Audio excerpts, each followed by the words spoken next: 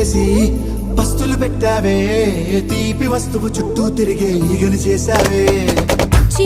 సిగ్గలేని మొగుడు అంటూ మీదికి రాకుండా గంపెడి పిల్లలతో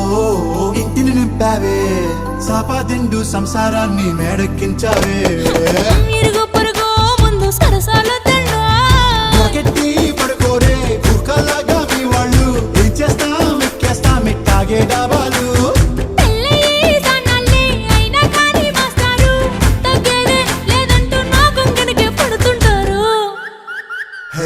గోదారి గట్టు మీద రామసలకావే